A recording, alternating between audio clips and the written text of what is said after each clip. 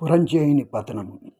ఓ జనక మహారాజా, కార్తీక మాస మహత్యము గూర్చి అగస్త్యుల వారికి ఆత్రి మునీంద్రాదులకు జరిగిన సంభాషణ వివరిస్తాను.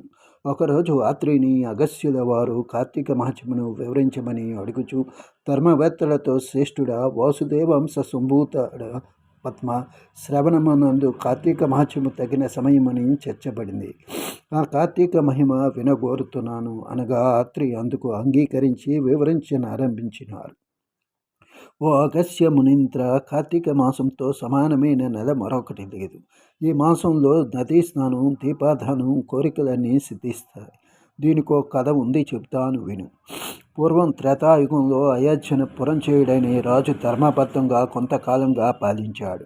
సంపద మదం వల్ల చెడ్డవాడిగా మారిపోయాడు. సత్యాన్ని, పరిశుద్ధిని మాని మాన్యాలు అపహరించాడు.